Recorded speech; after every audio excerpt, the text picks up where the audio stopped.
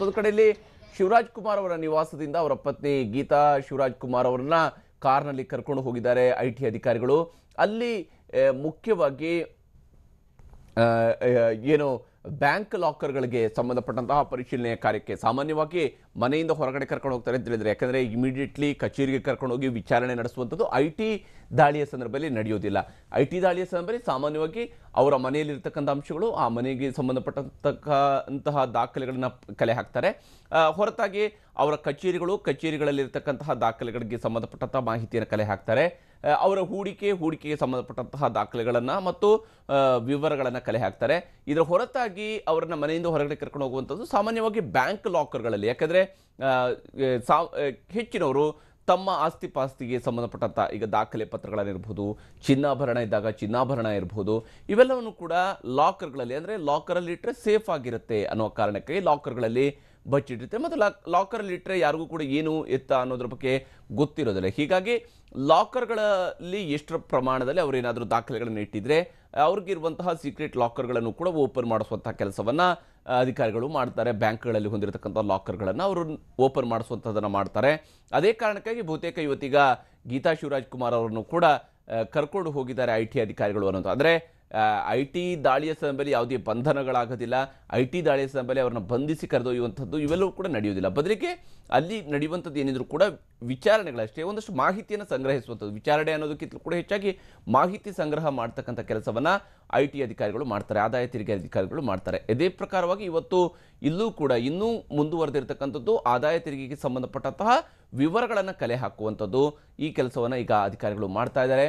ಸದ್ಯಕ್ಕೆ ಗೀತಾ ಶಿವರಾಜ್ ಕುಮಾರ್ ಅವರನ್ನು ಕರ್ಕೊಂಡು ಹೋಗಿದ್ದಾರೆ, ಅವರ ಮನೆಯಿಂದ ಬ್ಯಾಂಕ್ಗಳ ಕಡೆ ಕರ್ಕೊಂಡು ಹೋಗಿದ್ದಾರೆ ಅನ್ನುವಂತಹ ಮಾಹಿತಿಯು ಕೂಡ ಇರುವಂಥದ್ದು. ಒಟ್ಟಿನಲ್ಲಿ ಶಿವರಾಜ್ ಕುಮಾರ್ ಅವರ ನಿವಾಸ ಮೇಲೂ ಕೂಡ ನಿನ್ನೆ ಬೆಳ್ಳಂಬೆಳಗ್ಗೆನೇ ಐಟಿ ಅಧಿಕಾರಿಗಳು ಬಂದಿದ್ದರು. ಇವತ್ತು ಮಧ್ಯಾಹ್ನದವರೆಗೂ ಕೂಡ ತನಿಖೆಯನ್ನು ನಡೆಸಿ ಅಲ್ಲಿಂದ ಮಾಹಿತಿಗಳನ್ನು ಕಲೆ ಹಾಕಿ ಅಲ್ಲಿಂದ ದಾಖಲೆಗಳನ್ನು ವಶಕ್ಕೆ ತೆಗೆದುಕೊಂಡು ನಂತರ ಈಗ ಗೀತಾ ಅವರನ್ನು ಕರ್ಕೊಂಡು ಹೋಗಿದ್ದಾರೆ ಅನ್ನುವಂಥದ್ದು. ಅಂದರೆ ಅಲ್ಲಿಗೆ ಬಹುತೇಕ ಈಗ ಶಿವರಾಜ್ ಕುಮಾರ್ ಅವರ ನಿವಾಸದಲ್ಲಿ ಏನು ಐಟಿ ದಾಳಿ ನಡೆದಿದೆ, ಇದಕ್ಕೆ ಸಂಬಂಧಪಟ್ಟಂತೆ ಆಲ್ಮೋಸ್ಟ್ ಎಲ್ಲ ರೀತಿಯಾದಂತಹ ಪರಿಶೀಲನೆಯ ಕಾರ್ಯಗಳು ಮುಗಿದ ನಂತರನೇ ಸಾಮಾನ್ಯವಾಗಿ ಬ್ಯಾಂಕ್ ಲಾಕರ್ಗಳ ಕಡೆಗೆ ಹೋಗ್ತಾರೆ. ಯಾಕಂದರೆ ಬ್ಯಾಂಕ್ ಲಾಕರ್ಗಳು ಅವೆಲ್ಲೂ ಓಡ್ ಹೋಗೋದಿಲ್ಲ, ಅದು ಅಲ್ಲೇ ಇರುತ್ತೆ. ಹಾಗಾಗಿ ಅಲ್ಲಿರ್ತಕ್ಕಂಥದ್ದನ್ನು ಕಲೆ ಹಾಕುವಂಥದ್ದು, ಅಂದರೆ ಬ್ಯಾಂಕ್ ಲಾಕರ್ಗಳಲ್ಲಿ ಇರ್ತಕ್ಕಂಥ ಹಣ ಇರ್ಬೋದು ಅಥವಾ ಬೇರೆ ಏನಾದರೂ ಅಂಶಗಳಿದ್ದರೆ ಅವುಗಳನ್ನು ಕಲೆ ಹಾಕ್ತಕ್ಕಂತಹ ಕೆಲಸವನ್ನು ಮಾಡ್ತಾರೆ. ಈ ಕಾರಣಕ್ಕಾಗಿ ಈಗ ಬಹುತೇಕ ಶಿವರಾಜ್ ಕುಮಾರ್ ಅವರ ನಿವಾಸ ಮೇಲೆ ನಡೆದಿರುವಂತಹ ಆದಾಯ ತೆರಿಗೆ ದಾಳಿ ಅಂತಿಮ ಹಂತಕ್ಕೆ ಬಂದು ತಲುಪಿದೆ ಅಂತ ಹೇಳಿ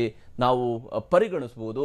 ಬಹುಶಃ ಇವತ್ತು ಸಂಜೆ ವೇಳೆಗೆ ಶಿವರಾಜ್ ಕುಮಾರ್ ಅವರ ಮನೆ ಮೇಲಿನ ಐಟಿ ದಾಳಿ ಮುಕ್ತಾಯ ಆಗುವಂಥ ಸಾಧ್ಯತೆಯೂ ಕೂಡ ಇದೆ. ಇನ್ನೊಂದು ಕಡೆ ಯಶ್ ಅವರಿಂದಲೂ ಕೂಡ ಮಾಹಿತಿಯನ್ನು ಪಡ್ಕೊಳ್ತಾ ಇದ್ದಾರೆ. ಯಶ್ ಅವರ ನಿವಾಸದಲ್ಲೂ ಕೂಡ ಮಾಹಿತಿಗಳನ್ನು ಪಡ್ಕೊಳ್ತಾ ಇರುವಂಥದ್ದು. ಐಟಿ ಅಧಿಕಾರಿಗಳು ತಮ್ಮದೇ ಕಾರ್ಗಳ ಮೂಲಕವಾಗಿ ಕರ್ಕೊಂಡು ಹೋಗ್ತಾರೆ. ಅಲ್ಲಿ ಏನೇನು ಮಾಹಿತಿಗಳಿದಾವೋ ಇವೆಲ್ಲವನ್ನು ಕೂಡ ಕಲೆ ಹಾಕಿ ನಂತರ ಏನು ಮುಂದೆ, ಅಂದರೆ ಒಂದು ವೇಳೆ ಘೋಷಿತವಾಗಿರ್ತಕ್ಕಂಥ ಆಸ್ತಿಗಿಂತ ಹೆಚ್ಚುವರಿಯಾದಂಥ ಆಸ್ತಿ ಇದ್ದ ಸಂದರ್ಭದಲ್ಲಿ ಇದರಲ್ಲಿ ಪ್ರಕರಣವನ್ನು ದಾಖಲಿಸಿಕೊಳ್ಳುವಂಥ ಪ್ರಕ್ರಿಯೆಗಳಿರ್ತವೆ. ಅವ್ರಿಗೆ ದಂಡವನ್ನು ವಿಧಿಸುವಂಥದ್ದು ಅಥವಾ ಅವರು ಒಪ್ಪಿಕೊಂಡು ದಂಡವನ್ನು ಪಾವತಿ ಮಾಡುವಂಥದ್ದು ಇವೆಲ್ಲವೂ ಕೂಡ ಪ್ರಕ್ರಿಯೆಗಳಾಗಿರ್ತವೆ. ನಗದು ಕಂಡು ಬಂದಲ್ಲಿ, ಅಂದರೆ ಇವತ್ತು ಸೀಮಿತವಾಗಿ ಕ್ಯಾಶನ್ನು ಇಟ್ಕೊಳ್ಳೋದಕ್ಕೆ ಇರುವಂಥದ್ದು ಸೀಮಿತವಾದಂಥ ಅವಕಾಶಗಳಷ್ಟೇ. ಹೀಗಾಗಿ ಆ ಸೀಮಿತಕ್ಕಿಂತ ಹೆಚ್ಚಿನ ಕ್ಯಾಶನ್ನು ಏನು ಹೊಂದಿದ್ರೆ ಅಂಥ ಸಂದರ್ಭದಲ್ಲೂ ಕೂಡ ಐಟಿ ಅಧಿಕಾರಿಗಳು ದಾಳಿಯನ್ನು ನಡೆಸಿದಂಥ ಸಂದರ್ಭದಲ್ಲಿ ಐಟಿ ಅಧಿಕಾರಿಗಳು ಆ ಒಂದು ಕ್ಯಾಶ್ ಇದು ಇಲ್ಲಿಂದ ಬಂತು ಅನ್ನುವಂಥದ್ದನ್ನು ಕೂಡ ಪ್ರಶ್ನಿಸ್ತಾರೆ. ಯಾಕಂದರೆ ಕೋಟ್ಯಂತರ ರೂಪಾಯಿಯಷ್ಟು ನಗದು ಹಣ ಯಾರ್ದಾದ್ರೂ ಮನೆಯಲ್ಲಿ ಸಿಕ್ಕಾಗ ಅವ್ರಿಗೆ ಇಮಿಡಿಯೇಟ್ಲಿ ಅದನ್ನು ಕ್ವಶನ್ ಮಾಡ್ತಾರೆ ಮತ್ತು ಆ ಹಣವನ್ನು ಕೂಡ ಸೀಸ್ ಮಾಡ್ಕೊಳ್ತಾರೆ.